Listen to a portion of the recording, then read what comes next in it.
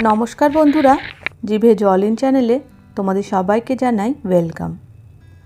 আজ আমি তোমাদের সাথে শেয়ার করব রুই মাছ ও রুই মাছের ডিমের তরকারি রেসিপি। খুবই অসাধারণ হয় এই রেসিপি।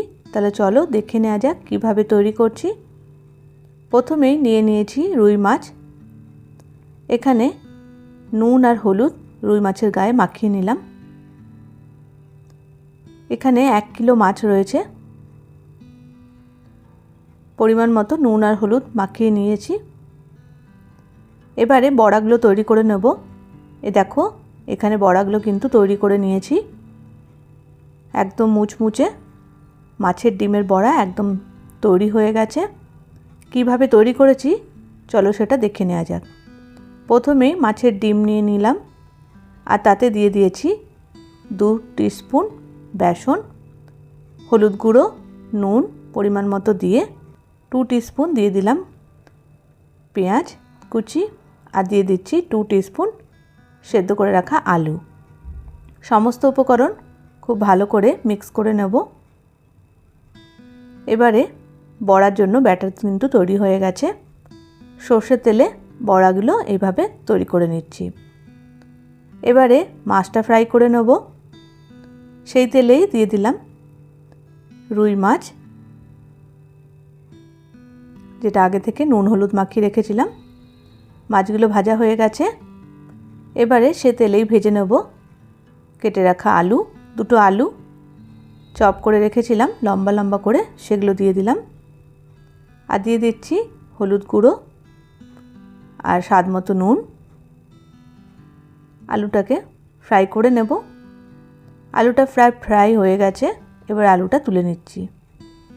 এবারে সামান্য পরিমাণে একটু সর্ষের তেল দিয়ে তাতে দিয়ে দিলাম 1/2 টিস্পুন জিরে, গোটা জিরে, আর দিয়ে দিলাম একটা বড় সাইজের পেঁয়াজ কুচি এখানে দিয়ে দিলাম।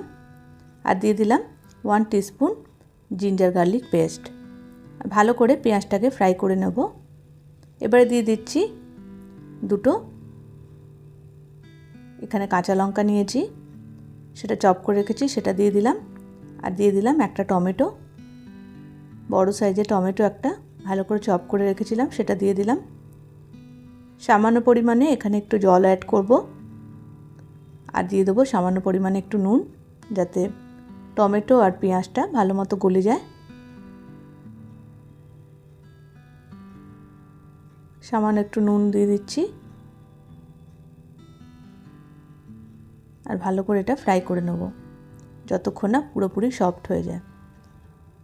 1/2 টিস্পুন নুন দিয়ে দিলাম। আর দিয়ে দিলাম 1/2 টিস্পুন হলুদ গুঁড়ো, 1/2 টিস্পুন দিয়ে দিচ্ছি কাশ্মীরি রেড চিলি পাউডার, আর দিয়ে দিলাম 1/2 টিস্পুন দেশি লাল মির্চ, আর দিয়ে দিচ্ছি 1/2 টিস্পুন জিরে গুঁড়ো। আর এবারে সমস্ত উপকরণ ভালো করে ফ্রাই করে নেব। সামান্য একটু জল দিলাম যাতে মশলাটা পুড়ে না যায়। এবারে আগে থেকে কেটে রাখা আলুটা অ্যাড করছি আর একসাথে মশলার সাথে কষিয়ে নেব। এবার এখানে অ্যাড করে দেব সর্ষে বাটা। 2 টিস্পুন সর্ষে আমি আগে থেকে বেটে রেখেছিলাম, সেটা এবারে দিয়ে দেব। দেওয়ার আগে আমি কিন্তু সর্ষেটাকে এভাবে একটা ছাঁকনির মাধ্যমে ছেঁকে নিচ্ছি। এভাবে ছেঁকে নিলে সর্ষে বাটাতে কোনো অসুবিধা হয় না।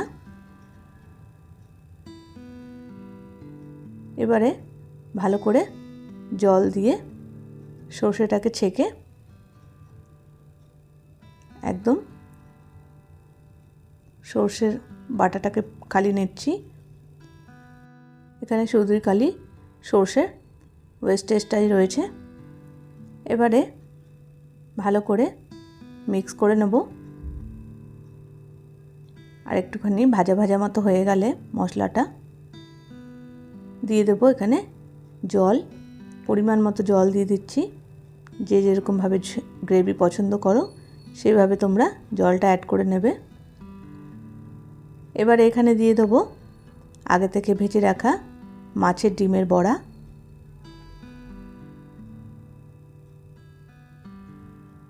আর দিয়ে দেবো তারই সাথে আগে থেকে ভেজে রাখা রুই মাছ।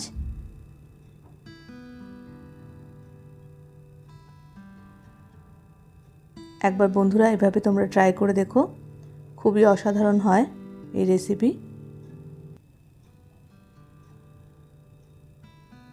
এভাবে এবারে 5-7 মিনিট লো ফ্লেমে এটা হতে দেবো, তাহলেই কিন্তু তৈরি হয়ে যাবে আমাদের রুই মাছ ও রুই মাছের ডিমের বড়ার রেসিপি। এবার এটা সার্ভ করে দেখাচ্ছি।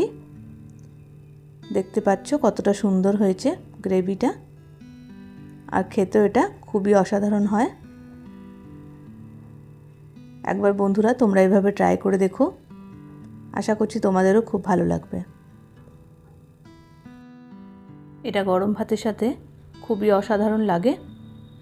এভাবে মাছের ডিম ও মাছের তরকারি রান্না করলে অন্য কোনো কিছুর আর দরকার পড়বে না। একবার তোমরা এভাবে রান্না করে দেখো, আশা করছি তোমাদেরও খুব ভালো লাগবে। আর কমেন্টের মাধ্যমে জানিও তোমাদের কেমন লেগেছে। যদি ভালো লেগে থাকে একটা লাইক করো, আর নতুন নতুন ভিডিওর জন্য চ্যানেলকে সাবস্ক্রাইব করতে প্লিজ ভুলো না। সবাই তোমরা খুব ভালো থেকো, সাবধানে থেকো। আবার তোমাদের সাথে দেখা হবে নতুন একটা রেসিপি নিয়ে। ততক্ষণের জন্য সবাইকে জানাই গুড বাই।